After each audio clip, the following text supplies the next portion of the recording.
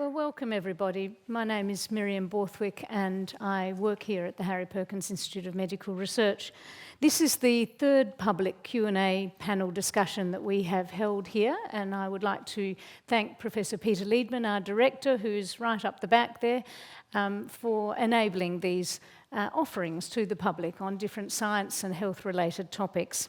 I'd like to commence by acknowledging the Noongar people of the Whadjuk Nation, whose traditional lands that we are gathering on, and I would like to acknowledge their leaders, past and present.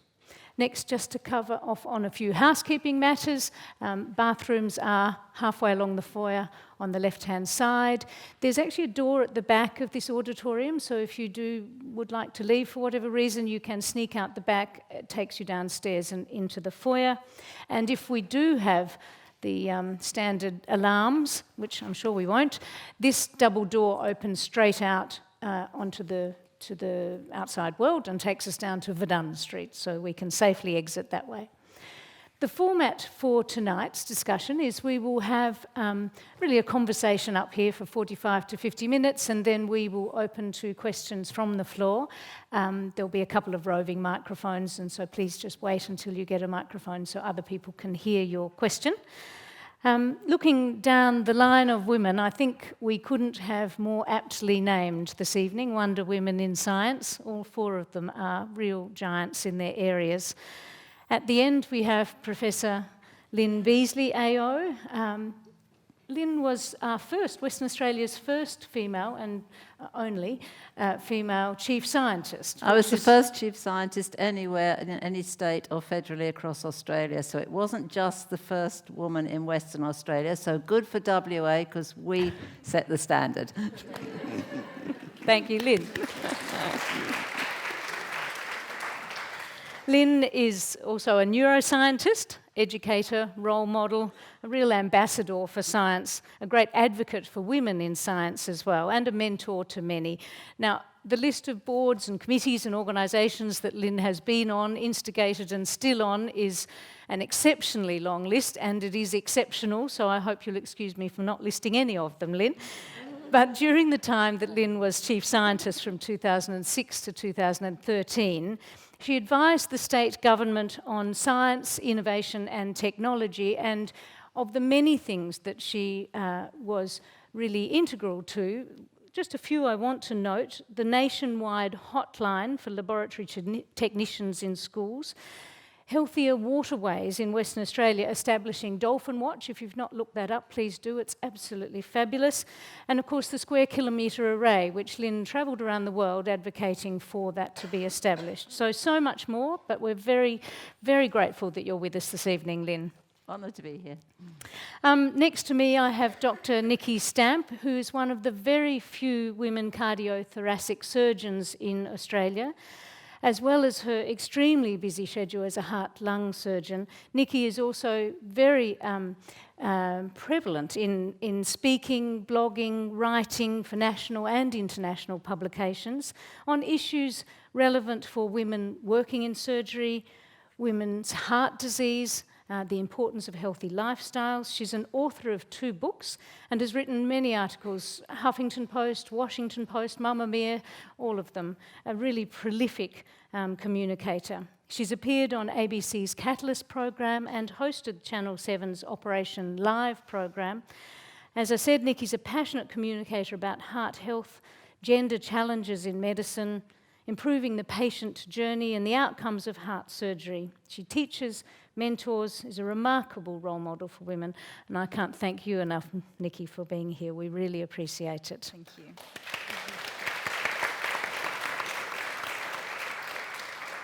Along from Nikki, I hope you like the fact we put the names and pictures up there so you can't go wrong. We have Dr. Gina Ravenscroft. Gina works here in the Neurogenetic Diseases Laboratory here at the Harry Perkins Institute.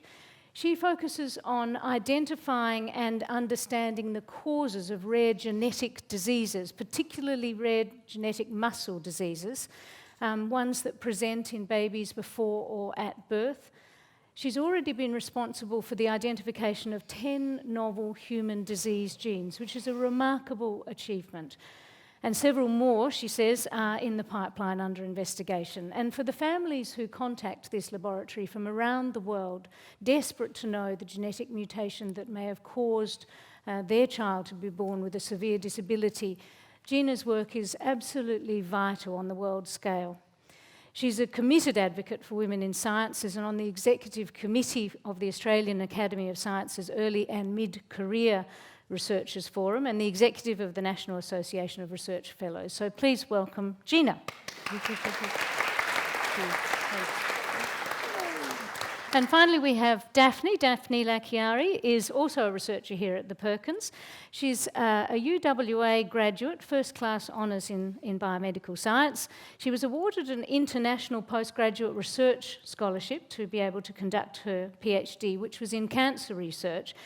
And she's currently in her final year, I believe only a matter of weeks away from submitting that PhD thesis, so good luck with that.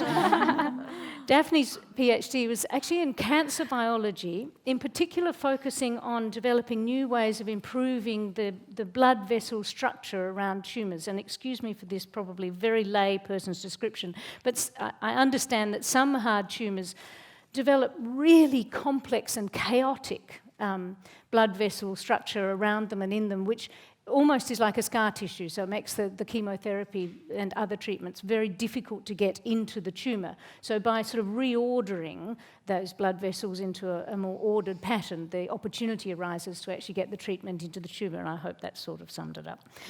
Yep. But this year, of course, Daphne's gone and changed direction entirely. She's working with a team of bioengineers in the research. She's a research associate with the Bright Lab, and the Bright Lab of Engineers is working on developing a probe to investigate and see at a cellular level the actual edge of a tumour in a breast cancer. So a complete change of pathway for you, Daphne, yeah. And welcome and thank you for being here. So I want to start, because I'm really interested in how each of you came into your profession. Lynn, Chief Scientist, where did all of that begin? Well, it started when I was at school, and we had an excursion to Charles Darwin's house. You can tell by my voice I'm not Aussie, I'm a Pom. And I actually looked through his microscope, and I looked at his specimens. I'm sure they're all now in a special museum, and you can't, but I wanted to be a biologist, that was it. Lucky enough to get to uni. Went up to study botany, but switched to zoology, and I think that's one of the big messages. You don't have to choose early. You can see your career evolving. And I was about to go off to London to do a PhD on fossils when I went to an evening lecture, and I didn't go because I was a very considered student. I went because my boyfriend was going and I wanted to impress him. And ladies, he was a complete disaster, so that didn't last long. But I heard this scientist talking about fixing up the brain after injury, and I thought that sounded really exciting. That was before the word neuroscience even existed. So that's how I got into science, and it's just been the most wonderful journey ever since. Gina, was it all planned for you or random? No, it was a I started out wanting to do medicine and never quite got there, and ended up doing a science degree at UWA and just fell in love with doing research and learning. And I think one of the most amazing things about a career in science is that you get paid to think and come to work, and it's a real privilege to be able to have the freedom to think and do the work you really want to do. And genetics and analysing? No, so I started out doing a very basic science degree, so I did chemistry and physics and maths and statistics in first year, and I really loved physics and how physics interacted with biology. And then in second year I did physiology and biophysics, and I then in third year did a major in physiology and honours in muscle physiology. And at that time I was also working for Livia Hull, who's a well-known heart researcher at UWA, and was talking about wanting to do a PhD, and she said, go and find a really great lab that's doing really cutting-edge work. And I sort of had a look around and read about Nigel Lang, and the rest was history sort of thing. And then I combined my love of physiology and how the body works with genetics. Yeah. It sounds and I'm fairly still doing organised. that. Yeah. Nikki, what about you? When did you decide you wanted to become a surgeon? So I had a very convoluted pathway. I wanted to be a surgeon when I was a kid. I was 8 years old. I used to see Victor Chang and I wanted to be a heart surgeon. And then, like most kids and teenagers, I got lost along the way. I was actually going to be an accountant in year 12.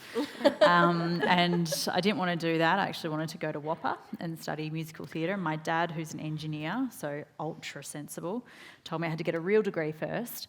So that's how I was going to be an accountant. And then I didn't want to do that and decided actually had this maybe hark back to my 8-year-old self that I wanted to be a doctor. So I tried to work out how to get into medicine because at that stage it was too late. It was past TE, etc. So I actually started out as a science student at UWA as well. And I applied for medicine and got in as a non-standard applicant. And I was always going to be a surgeon. I never until recently considered myself a scientist. I always considered myself a clinician, but I've just started my PhD because I have so much time. And it's quite strange because my PhD is lovely. I'm looking at how to change behavioural change in people who've undergone heart surgery. So I'm actually throwing back to my science degree because one of the units I took was psychology, and it's very heavy on psychology of change and behavioural modification, as well as heavy on clinical work. So I can now I used to come to STEM panels and feel like a bit of an outcast, but now I feel like, oh no, I can't do science. So that's, yeah, so I've had a convoluted and weird career, but I think it's probably similar. These things just, they do this and you get there and it all works out in the end. Yeah, and in a way probably not over-planning is not bad advice. I think sometimes be ready for a pivot. Yeah. Was there a moment when you, along the way, sort of thought, yes, heart-lung surgeon, that's actually what I want to be? I got given cardiothoracic surgery as a rotation, as a trade-off to do orthopaedics. I used to want to be an orthopaedic surgeon. I wanted to cure arthritis, which runs in my family. And then I got given a rotation in heart surgery, and I loved it so much I never left. And accident. Happy accidents are good. Yeah. Daphne, because you've had a number of things that influence your career path, can you share what they were? Yeah. So for me, I've always been interested in science growing up as a kid. But what really cemented that interest was obviously losing a family member to cancer. And that was a huge pivotal moment for me, because I felt really, how can we just lose a family member to a disease without even understanding how or why? And at that point, I was 12 years old, and I saw the impact that it had on everyone in the family. And at that point, I was just driven to find a cure, or at least understanding the mechanism as to how and why this actually took my aunt away from all of us. And then, so I followed the typical route, which was, you go to university, get a degree. And then I got to my honours year, and then I was like, I really love sports. I really, really, really love sports. Maybe I'll give that a go. And so I was, coaching for a little bit. And then I remember one of my previous supervisors saying, because I contacted him after I finished my honours degree, and I said, do you think you would have a job offer by any chance in the area of cancer research? And he said, you've caught the bug, haven't you? The research bug. And I was like, yeah. And that's how it kind of started. So. And challenges along the way. I think I remember you once saying that, someone when you were young said you wouldn't be smart enough, and the other various messages. Absolutely. I remember when I was, I think I was a 16 or 15 or 16, when one of my teachers pulled me out of the group in the whole class and said, you're never going to do science. You're just not one of those people who's built for science. And I was like, all right, we'll see about that. My maths teacher told my parents, because I wasn't good at maths, that I'd never be a doctor or a lawyer. Yeah. I'm not a lawyer, she was half right. Lynn, what about your challenges along the way? Well, I had a teacher too who told me that I'd never write anything that anybody would ever read. So, and maybe with my papers they didn't, but I hope they did. Your question is about challenges. Yes, with things that you had to, hurdles you had to overcome or navigate or move around along the way. Because I know your path has done all sorts of interesting twists and turns. Were some of those in response to a challenge that came up that you either wanted to defy the challenge or that actually the opportunity was just better if you headed off in another direction? I think once you find a partner in life, and I was very lucky to do that, then you have to look, or we decided then that we would plan our working lives so that we could both maintain careers. But I'm married to a medico, and medicos are slightly more employable than academics on the whole. And so we decided we wanted to see something of the world. We'd lived in Edinburgh for me for 10 years, Richard for 13, and Australia looked an interesting place to come. And so I applied for jobs first and was offered one at UWA, offered one in Canberra too, turned down the Canberra one because there wasn't a medical school there at that point, and Richard wanted to become an academic medic. And then he said, well, maybe I could do a locum for a bit. And we got the map out, and we saw this locum job in Esperance. We went, well, that doesn't look very far away. And then we looked at the scale bar and went, oh. So that sort of influence, and I didn't take a teaching job for two reasons. One, I desperately wanted to do research and I loved it, but also it fitted in much better with raising kids, you know, that you didn't have to turn up and give a lecture at 8 in the morning. You could adjust your day a bit, and Richard and I always sort of worked so that we would always be there. So I remember my friend Julie Bishop was once criticised for saying, you know, she said, you can't have everything. Well, I don't think you can have everything, but you can have what you want and you need, but you have to build your career to see what are the priorities and how it's important. But it's never sort of compromised what I do, and I've been absolutely delighted that I've been able to do all the things I have. I've heard you say that academia is important, and it's also important to get out of it. Absolutely. Can you explain why? I see it as 4 legs on a table: industry, academe, government, community. And like any table, it's going to be stable if there are at least 3 of those, and not if there isn't. So I guess if I had my academic life again, although I did some contract work with Johnson & Johnson and other companies, I would reach out to those other sectors far more than I ever did. And I think one of the programs I'm most proud of is that I'm a member of the Academy of Technological Sciences and Engineering, and we've set up a program. It started here in the West, which is called Industry Mentoring Network in Science, and PhDs get mentored by people from industry or government or community. And I think that's terribly important, and I would always suggest that someone gets a mentor out, if you're in academe, outside, if you're in government, away from government. You might get yourself, and I think you should, an advocate or a sponsor who's close to you and can often, if you're not prepared, and I wasn't prepared to sort of push myself hard, but would say, well, give them that opportunity, let them run that group, let them go to that conference, so they will speak for you. But I really think getting a mentor beyond the confines of your lab or your institution is an awesome way to open up your mind. And I can see nods along the table. I would just add that I didn't actually apply for the job as chief scientist, did I? No, I was going to ask you about that later. Okay. Pause on that point. We'll come back to it. But Nikki, mentoring as well as being mentored is also incredibly enriching and broadening. You do that. You work incredibly long hours, very stressful, literally holding people's lives in your hands, very demanding. What sustains you? I think the biggest thing for me is the patients. I think that they deserve the best possible care, you know, from me, from my team, from medicine as a whole. And, you know, I couldn't live with myself if I wasn't 100% there in the moment for that person. You know, I always have a litmus test: would I be happy if that was my family member? You know, that's the sort of care that I aim to give. But I think, aside from that, it's a very idealistic notion, because even in those moments when someone desperately needs you, it could be 2 o'clock in the morning, you're thinking, oh man, I'm so tired.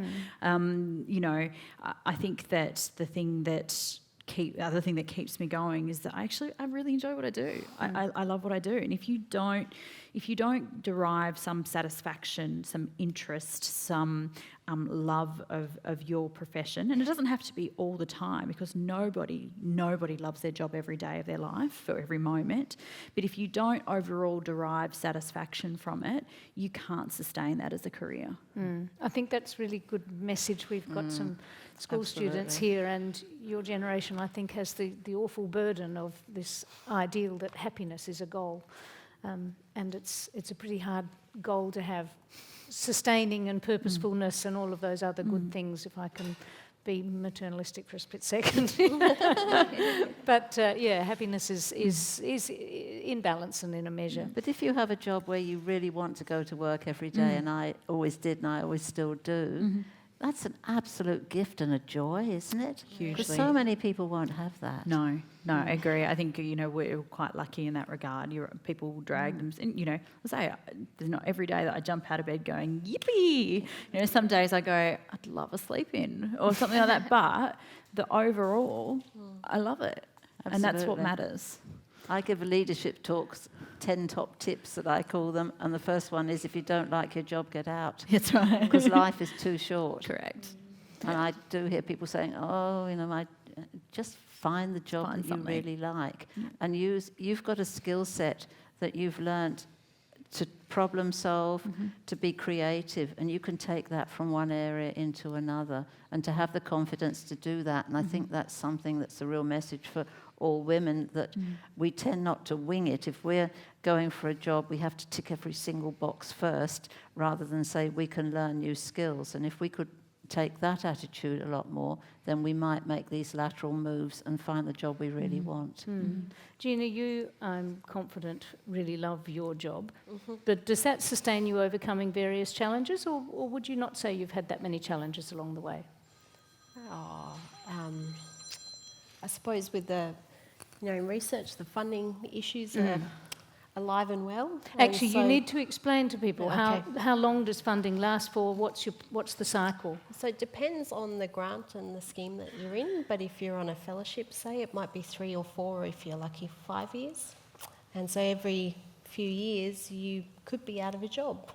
And the success rates for some of the schemes are 10, 15%. So that's a big challenge. Then you then have to balance that you really love coming to work every day and you feel like you're making a difference with that uncertainty, and as a family we have to make a decision about what we're going to do. Yeah. So it's all part of that balancing Yeah, act. and I think also having a really supportive husband is, some people aren't that lucky to have someone who's really supportive of you having a career and living with that uncertainty, and being really supportive and coming to pick the 1-year-old up from daycare at 4 o'clock and leave work early so that I can be here, and all those sorts of things we have to build into how we live. But like Lynn said, we get to work the hours we want when we want, so, that flexibility is also really amazing with raising a family, so it's sort of a balance. Look, we've ended up straying to the issue of gender quite quickly, but it's not surprising because we've got a graph here that Ben is about to put up. And this evening is called Wonder Women in Science, not just science careers for everyone, and that is for this really simple graph sort of probably shows it most clearly. And really, you can see that there's some difference between the number of percentage of men and women who enter into studying in the sciences and the STEM subjects, and slightly more women do PhDs percentage-wise than men, and a slight increase again in that very first level of a science career.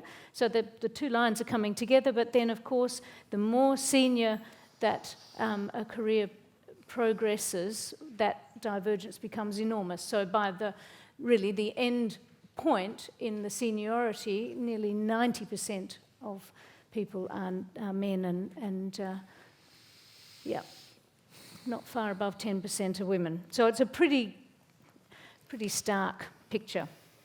And there's a few other very stark pictures. I've just picked up these stats from the CSIRO and some other government statistics that show that around 40% of junior STEM academics are female, that yet only 17% of STEM professors are female.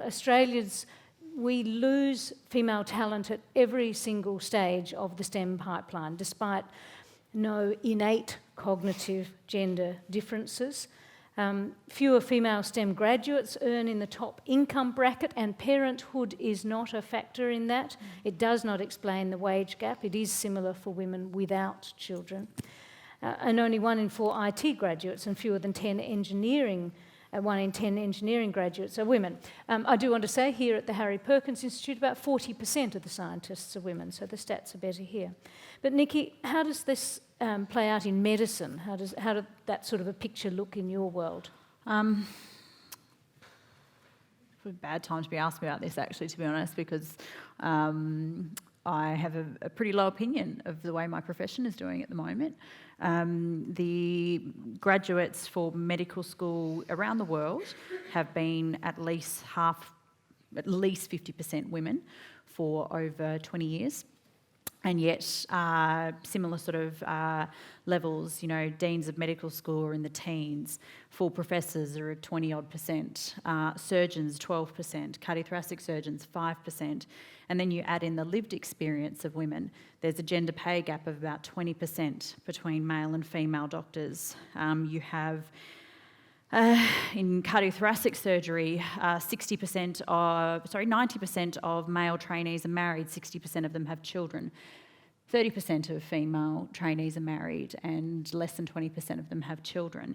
If you lose a patient as a female surgeon, you will see I think it's a 70% drop in your referrals, which persists for 18 months afterwards. You are more likely to be sexually harassed. You are more likely to not be employed. You are less likely to rise through the ranks. You are less likely to have publications. You are less likely to receive research grants. It's abysmal and it's not good enough. And we sit here and we say, what can we do? What can we women do? How can we be better? Mate, I'm already better. Yeah. No, I am. No, I am and it's not a 10 laughing times matter. better. Yeah. Stop asking that. Let's start asking the questions of the people who are in power. What can they do to be better? Stop asking me. I've done enough. Yeah, exactly. And you speak out so strongly, and good on you. No, totally. I'm one of those angry women. Lynn, in your career, tell me what your experience of gender, either disparity, discrimination, or advantage. To me, there was some advantages. I came along at the time when you had to get a token woman on a committee. So I would get onto committees a lot younger than I would otherwise have done. But I saw that as an opportunity. I think in terms of getting research grants and working within academic departments, it is very much easier than in the clinical situation, because I think people, in some areas, for example, I worked in the zoology department. People would hardly notice if you're male or female. It didn't sort of bother them much. But in some other departments, perhaps it did have more an effect. So I could actually make it a positive for my career. But I didn't do the standard job of get a lectureship, senior lectureship, and go up. I did a purely research job and then parachuted into a professorship at the end of it, because I had the luxury of a partner that could also earn money. So if I'd been a solo female, I'd have had to do that crawling up that nasty ladder where people just are falling off all the time. And I would see, for example, teaching first year, who ended up with all the jobs you didn't want, sort of taking 500 students out after dark to do a frog hunt. Well, it's fun to do it the first time, but it wears off. And then you get all the marking to do. And then they would turn around and say, well, you haven't published enough, so we're not going to promote you. Well, you didn't have time because you ended up with all the rotten jobs. And partly because you were on short-term contracts. When I became head of School of Zoology at UWA, there was a lady there who'd been on temporary contracts for about 20 years and was totally indispensable. And everybody loved her, and nobody ever thought to actually look and say, would you like tenure? And I did, and she said, of course I would, and we got her promoted. So I think it's attitudinal, that it was accepted, and perhaps it still is, that women were doing filler-in jobs because it was just a nice thing to do, to fill in, rather than seeing you on a career and also path. that sort of more pastoral care role within an Yes, that's organisation, right, which doesn't it's not a KPI. That's right. That's the same in medicine. We don't have permanent contracts, which particularly disadvantage female employees. You can't get maternity leave, you can't get sick leave, all those kinds of things. Permanency has gender implications.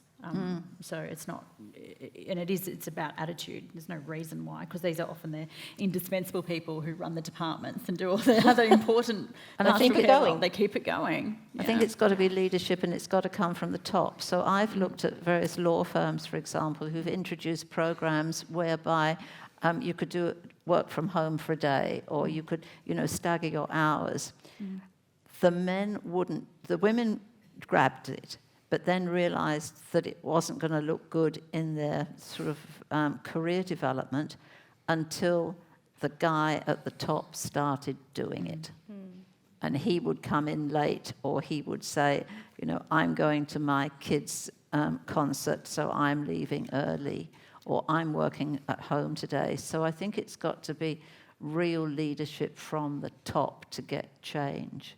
How much do women sort of stymie their own situation? I mean, I do know that you said that you didn't apply for the chief scientist job because you didn't feel like you ticked all the boxes of the criteria. Right. Would a man have had the same view? I suspect that strongly they would have winged it far more.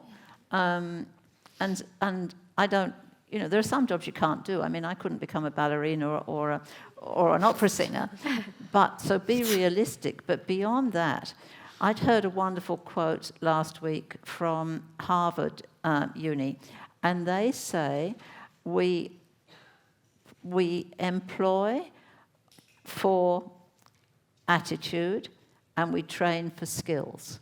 So in other words, you're not looking for the perfect skill set of somebody who can do this test, that test, and the other one, because you can always learn those and there are new things coming. But if you've got the right attitude, then you're really going to make it work. And I guess in a profession such as medicine, which you have to have a certain skill set, there's no way you can get around that. But in many other professions, you can come from different backgrounds and still do that job well. And if you get to interview and they say to you, well, you can't do X, don't pretend you can. I would never do that. But say, I actually did something harder, I made it work, I wrote the manual and trained everybody else in it, so I'm quite confident I can do the next one. And that's why I think mentoring is so important, to give people the words to use, so you're still true to yourself, but you're not doing what I did, standing next to the fridge saying to Richard, I'm not going to apply for the chief scientist job because there's 10 things you have to do and I can do 9.4, so I'm not going to apply. And luckily they rang up and asked me, and that 0.6 I couldn't do, as I thought, was the one that proved to be almost the most rewarding and the easiest. So often the case. Gina, you're, as you mentioned, the mother of young children, a 1-year-old and a 5-year-old, and I feel acutely uncomfortable in raising that question because I wouldn't raise it often of men, or we wouldn't. Won't quite put myself in the only role. But we don't often ask that of men. No. But I am asking it of you and how you manage to juggle that with career success. But it's interesting you wouldn't ask a man that. Well, that's the point, exactly. No, precisely, and that is the issue at hand. But you have mentioned to me before about your partnership is very much a teamwork one, so tell me about that. Yeah, so a few years ago there was a researcher here from over east Melissa Little, who's a very well-known kidney researcher, and she said, her piece of advice was the most important choice a woman can make about their career is their choice of partner. And I saw someone said on Twitter recently that someone had given the same piece of advice. I'm not sure if it's the same person, and it's outrageous that that's the advice. And I said, actually, I disagree. It's sad that that is still the advice. It should just be standard that people support each other no matter what your gender is. But I think we still live in a time where that is really important, and it just shows that we've got a lot more work to do in terms of gender equity. It should be more easier for men to opt out. So in Annabelle Crabb's book, she wrote that women need wives and men need lives. And so if men can step back a bit more and women can step in, then there can be more of this equity.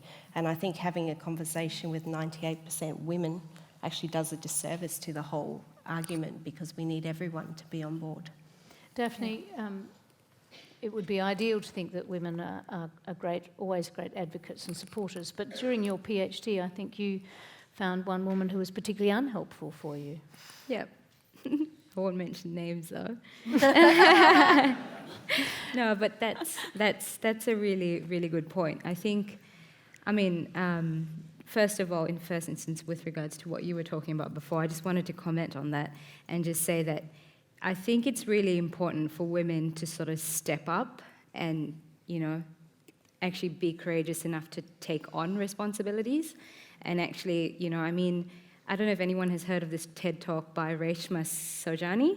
She talks about women who go into coding and how, they're sort of trained, girls are trained from a very young age to be very proper, not take risks, be really, clean, sit properly, do all of this. Whereas boys are told, be tough, do whatever you want, do it from a really young age. And I think that is cultured throughout the ages, and it stops us from taking chances with applying for jobs and all of those things as well. But what was that question? Well, you said? really, how did you overcome But I just had that comment and I just had to share it because it really bugs me that girls sit there and think, oh, I'm not going to do that because I don't think I'm actually good enough. Yes. But a guy would say, oh, well, you know what? I'm just going to try.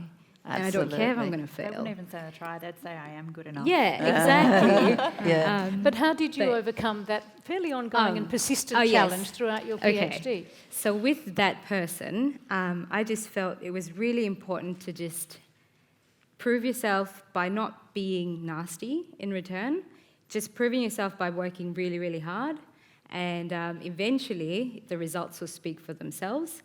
And that person, what people do and how they project themselves, that's their problem, not yours. It doesn't justify you stooping to that level as well. So I just think it's really I just think it's really important as women to be in an environment where you're going to support each other rather than try to rip each other apart just to get to the top. absolutely. Absolutely. And success isn't a zero-sum game. Just Exactly. because you succeed doesn't mean that I don't. Exactly. There's actually enough success to go around. Yeah. But that sort of female... Antagonism. I think that some of that is based in truth, some of it's based in myth, because you have to look at the discourse around, I just think Meghan Markle comes to mind. Like, here's a woman who's doing the same things that other people and sometimes other men do, and she's portrayed as cold, selfish, ambitious, like they're bad qualities. But the women who don't support other women, in the truth of the matter, there's a really interesting psychological phenomenon called the queen bee phenomenon, and basically that says that sexist organisations breed sexist women.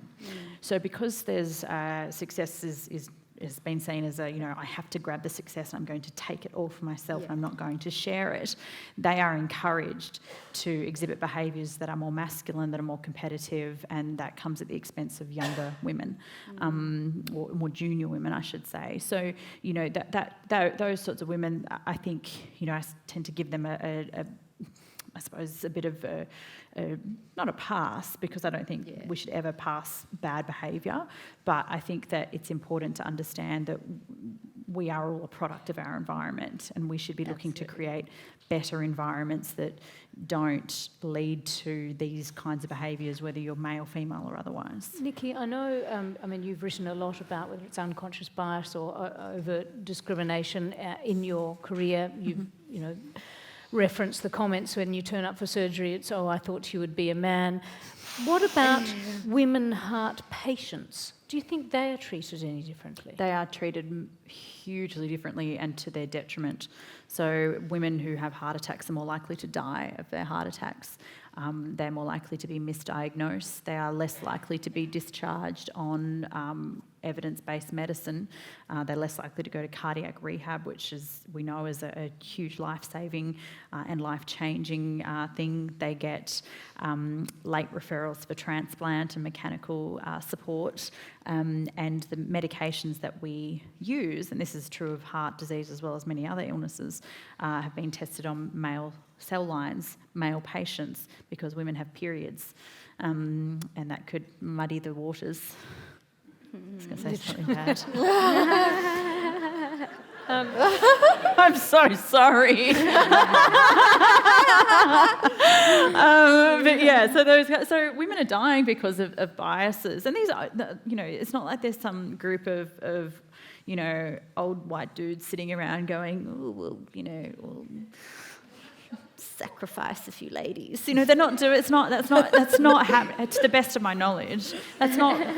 Not most of them. No, so I don't think that's happening. But these are biases, and some of the really interesting research has come out in the last couple of years showing that if a female heart attack patient is treated by a female emergency physician, she has better survival.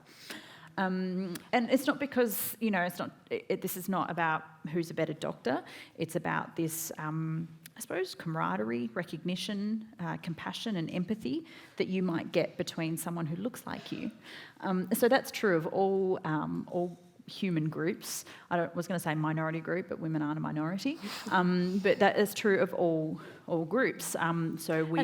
Because women present differently. Women present differently. That's right. And doctors don't know that. Women have different heart attack symptoms. And I still often get phone calls from other doctors who are like, it's the strangest thing. This woman didn't have the Hollywood chest pain and left arm pain. It's so unusual. I was like, no, it's not unusual. It's usual for a woman. And these are things, these gender differences in healthcare provision, in diseases, etc., are not taught in the medical curriculum. We still don't have enough gender and sex disaggregated data from research, and that's a really important thing that we need to do in the research field. So for what I'm doing at the moment is trying to look at this behavioural change, and trying to recruit female subjects is actually really difficult because they don't get referred for heart surgery as often, but then I can't be talking about how important it is to look at female population and then not look at that female population. So for me, that's a real driving force to make sure that, here I am, I'm privileged to have a platform. I'm privileged to be in a position where the things that I do can make change for female patients. And so it's important, even though it's difficult, to still do that. I can hear another one of Lynn's textbooks being written by a woman. And research in the past, the standard laboratory animal is a rat or a mouse, and you use a male because they don't have all these sort of hormonal ups and downs, so it's much easier. Correct. So in the past, most of the research the basic research has been done on male subjects. Yeah. Okay, another change that needs to happen. Before we throw Well, if you're in New questions from the Zealand, floor- they ask you that when you write a grant, and I haven't written a grant for a while, but do they ask you when you write a grant now whether you're allowing... You see, I think we should be asking that always. I agree. Yep. New Zealand was onto that 15, 20 years ago. Before we throw to questions from the floor, I do want to, return a little bit to that we do love science, that there are great things in being in your careers, and also, so that side of it, but also what advice, we've certainly got some younger generation here, what advice would you give Perhaps 3 or 4 of your top levels of advice. I know, Lynn, yours is a man is not a plan, but... Depends on the man. But if we could touch on what we love about science and what advice we would give, that would be terrific. And I don't mind what order you go in. I would say follow your passion. Study what you really love. The young people here, and it's great to see the team from Northam. Thank you, ladies, for being here. You're looking very enthusiastic. You will probably go through several careers in your life because it's not just that track you get on these days. And I think that does offer more flexibility for women. So study what you love and then use those skills to move to wherever you feel the best place to work is or to contribute. Always volunteer for things because I think that helps your career develop. If you can get onto committees or boards or volunteer in other ways to give you a better, more understanding profile, to stop you being narrow. I think that's one of the most important things, to talk to people, talk to radio astronomers, talk to historians.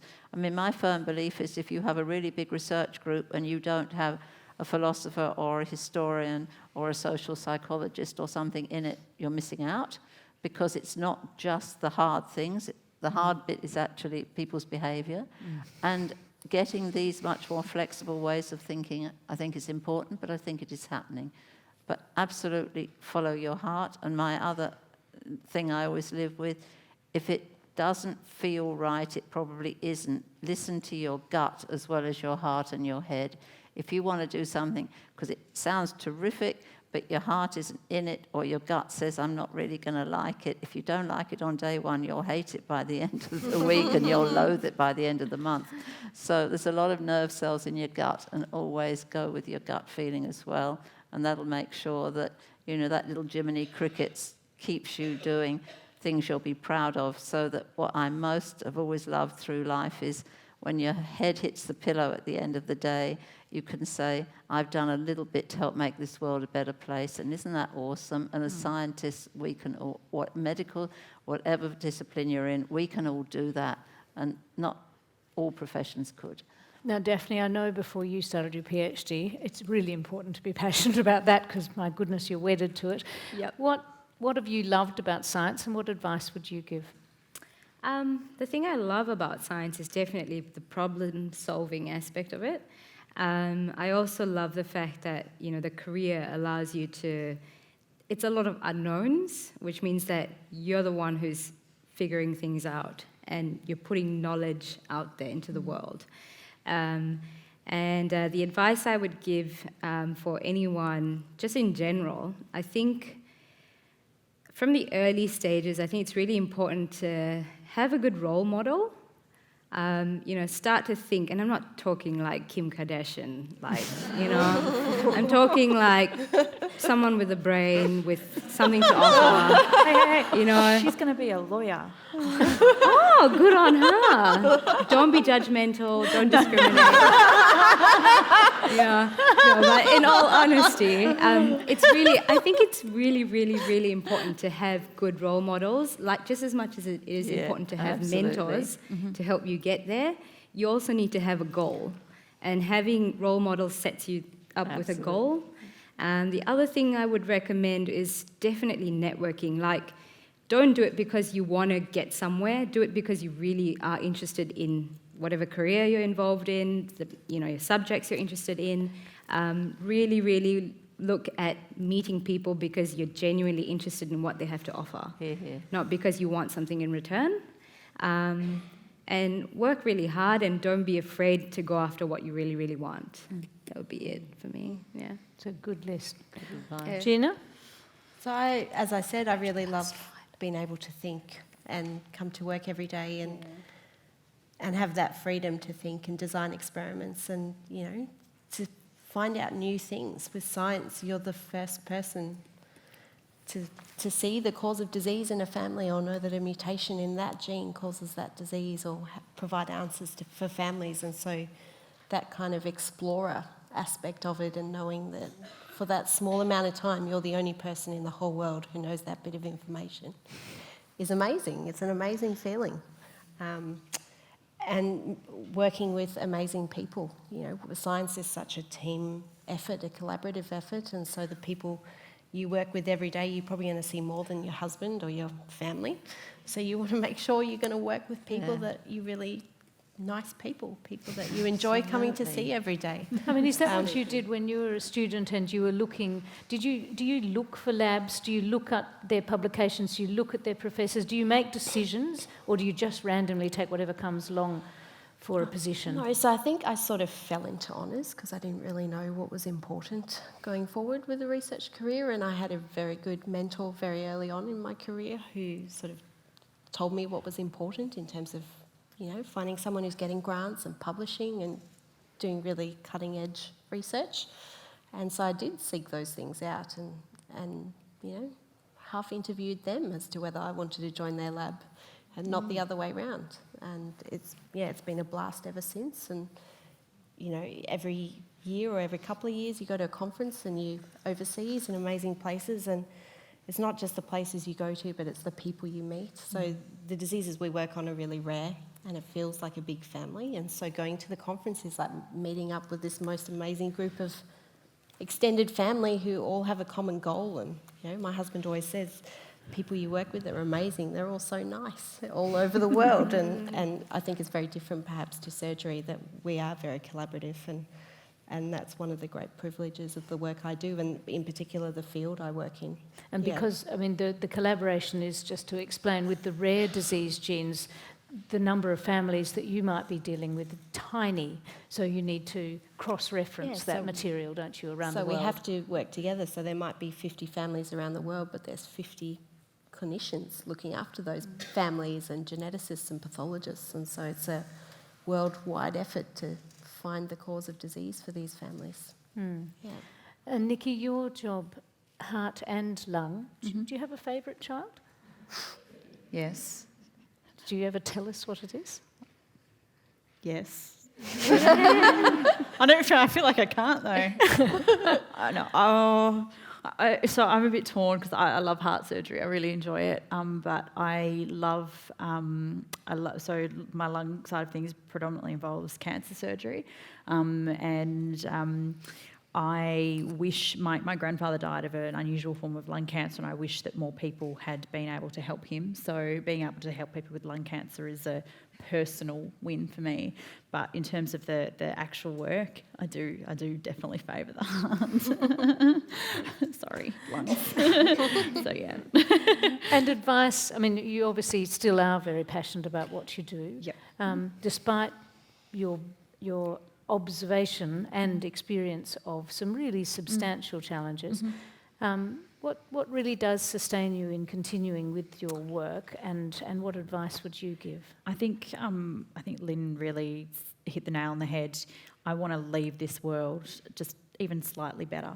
You know, and it might be better for one person, preferably for a lot of people, but I want to leave this world in much better shape than where I found it. And that's every day. You know, what can I do to make a difference? Advice, I can echo all of the things said here. Mentorship, you know, working in a great team, you know, role models are very important.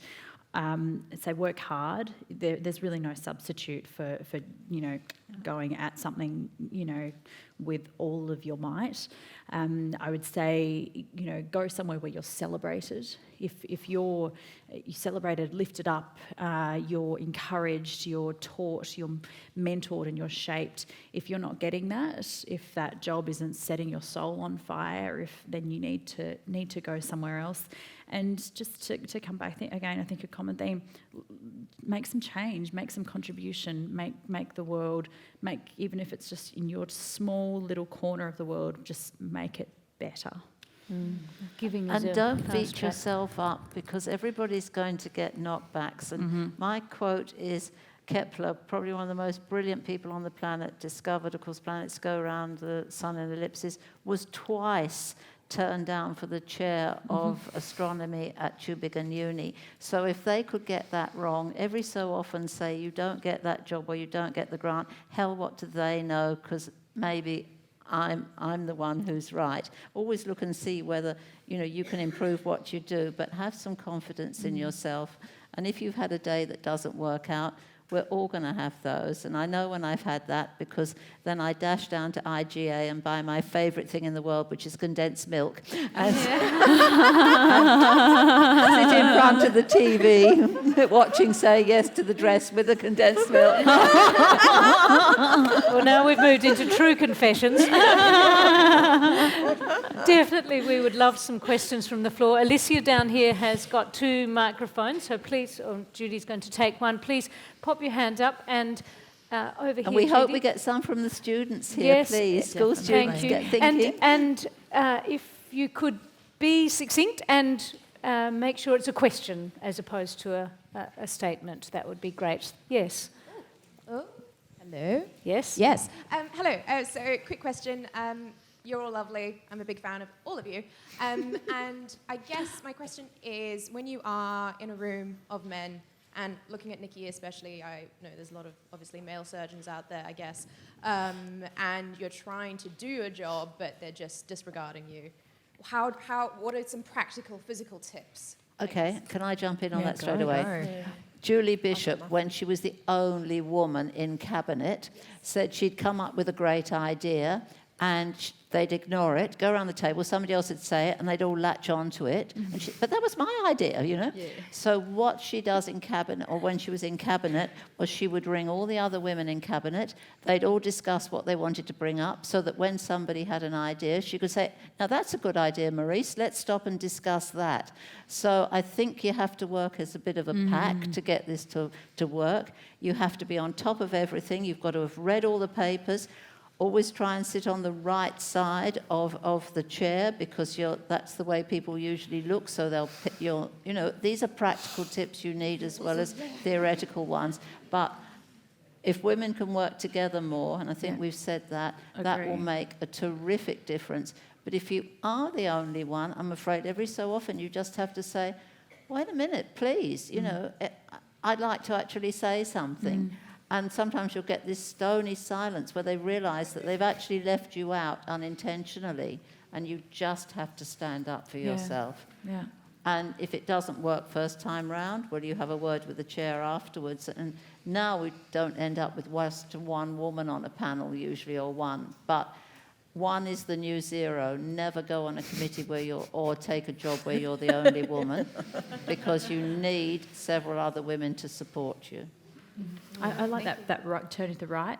Take up space. I'm just show you, sorry. There's this, and there's this. Move me, I dare you. It's about, just be confident in yourself. You deserve it. I'm just going to follow up on that, because I was having a conversation today with 2 other guys, and we were sitting at the table, and I said, I actually disagree. And no, literally, they didn't even hear what I said. And then I did this. And I said, actually, I disagree. And then they were like, oh, why is that? And I was like, well, it makes a huge difference. Like, it's almost like you have to take on a bit of a masculine. There's a great book, it's called The Charisma Myth. That's where I learnt that from. And I'm cheating, but I'm little compared to most people. And I'm not that tall. And that standing up, it's got a name, it's like a commander position. It's a really, really interesting read. Practical tips, but also just fascinating. We're all wearing high heels, and that's partly it, because so you don't feel as little. And I'm insecure about my height. Over here. Hi, I am a student, a very aged one, I know, but I am a student, and I'm just wondering, as someone who is the first in the family in a group of people who has a passion for science, how do you go about finding a mentor? Like, if there's no one that you know who knows science, or anyone in science... You don't need a mentor who's a scientist necessarily. So how do you go about... I could get plenty of disability mentors and plenty of hairdressing mentors, but how do you go about getting a mentor that's going to help you? And just to continue on that question, how are you supposed... I'm a mum, 2 children. How do you network and do all the readings and join the committees? It's kind of a question for Gina. How do you do all this in retrospect when you're already a mum and you're trying to balance that? Because I want to be a successful mum and a successful scientist. Gina? Well, I'll just say, you're here today, right? And that's a start. And I think, if Gina, you want to take over, but I think there's heaps of forums and heaps of like events and ongoing things to do with, with science that are constantly ongoing. You just need to keep attending them, and you'll just keep meeting new people. That's a start. But go to the people who are teaching you and say to them, I'm looking for a mentor, can you recommend somebody? Yeah. Because they'll be flattered that you've asked them. And I think, for example, I'm chair of the Medical Research Foundation of Royal Perth Hospital. We are setting up a mentor program, and I assume you've got a strong mentor program here at Perkins. I can't imagine you haven't. It is really important. And again, as I say, you can have both mentors and sponsors, and at different stages you'll need one or the other. But reach out and ask. People are more likely to want to help you than you realise, I think. Absolutely. It's really true, yeah. And they will get a lot back from you too. And actually, you were talking, when I was mentioning women in media, you mentioned the largest networking group, Women in Technology. Women in Technology WA, it's the largest single networking event organisation in Western Australia. It started off from the oil and gas resources sector, but now it's open to absolutely everyone. But very few people from the health sector are there, and we would absolutely love to have you coming to all those events. So look up Women in Technology WA and start coming to our events, and in no time at all you will have mentors, supporters, and you'll feel really nurtured. We are women-focused, men-friendly. I think, can I just add? Any Whitwell people here? Well, I think you need to pick the committees you want to be on, and maybe not do everything, and just do one or two things really well, and be really strategic about which things you're going to join that you think are going to be the most useful for you.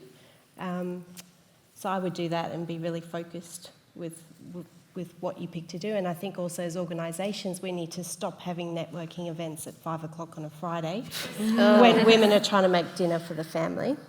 And it's not only for women, I think also for people of different ethnic backgrounds. Having a beer and, that's just so white man. It would be really nice if we ended up having, some morning teas networks or some sort of, my lab have a was cup of soup at 27 women lunchtime. and 3 men, and that's how we did it. We always had morning tea, we had lunches together, because we were all dashing off to pick up kids from kindy and school and the like. And the guys were quite happy with that. So organise something that fits in with your schedule. Can I give you one? Sorry, just very Good quick. on you for studying. Yes, social media, Twitter, particularly very good for academic pursuits, and it is useful as a mentoring tool. So I use it a lot for connecting with other surgeons around the world, particularly other female surgeons, and you don't have to leave your house to do it, which is fantastic. We've actually gone a little bit over time, but let's have we got one more absolutely bursting question? Thank you. Are they turning the lights off, are they? Wow. No one's running yet.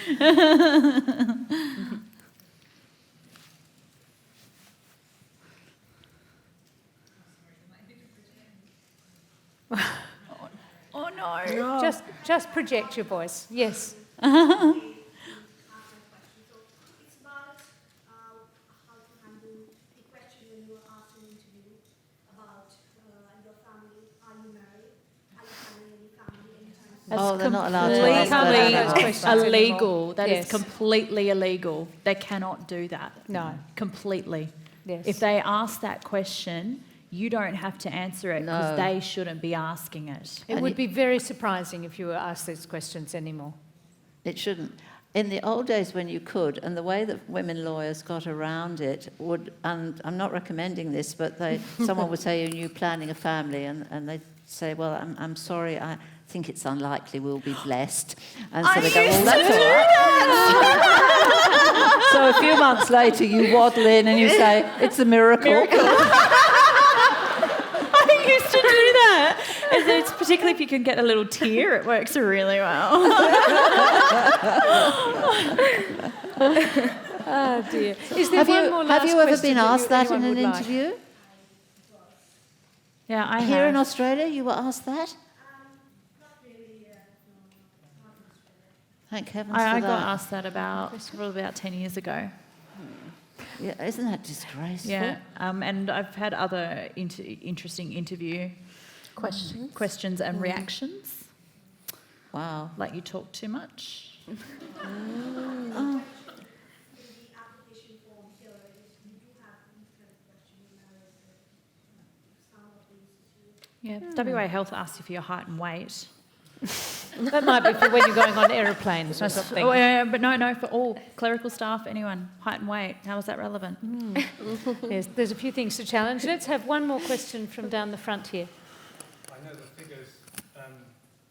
figures for employment in universities look pretty depressing for 2014, but I can't help feeling they're probably better now. No, they're not. No. Okay, well, forgive me then. Sorry. But even if they are improving, they are being pushed perhaps by legislation and policy.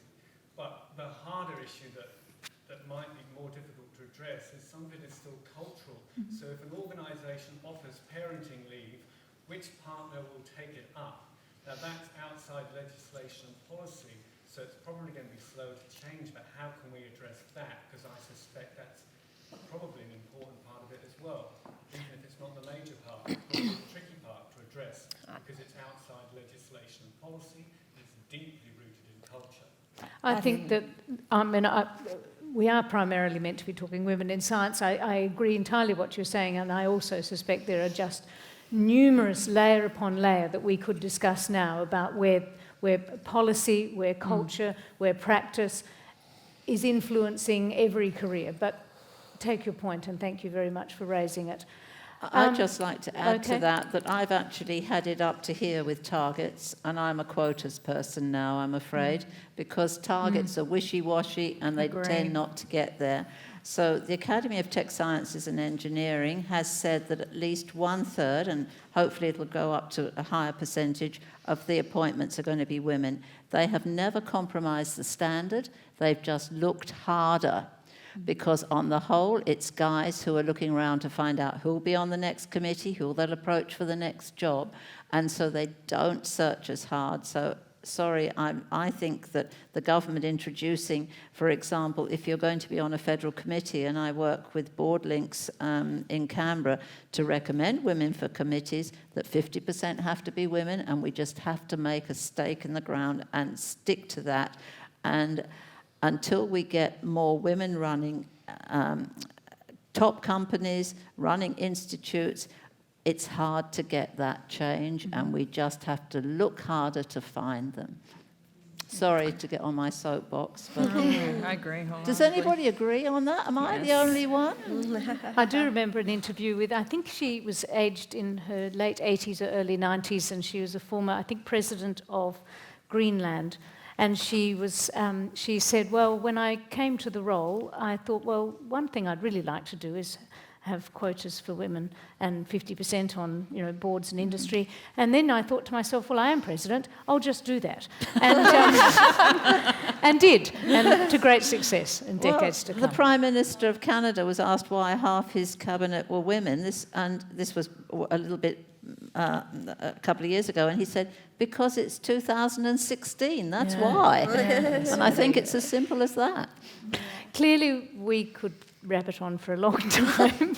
Luckily, there's time for tea and coffee and a gathering outside. If there are any particular questions any of you would like to ask of the panellists, I'm sure they'll be generous enough to stay around for a few more minutes. But it has been a really rich and ranging conversation this evening. There's so many different topics we could have covered under this heading, but I think we were incredibly blessed to have such superb, high-standard, experienced and generous panellists, and I would very much like you to ask you to join me in thanking them.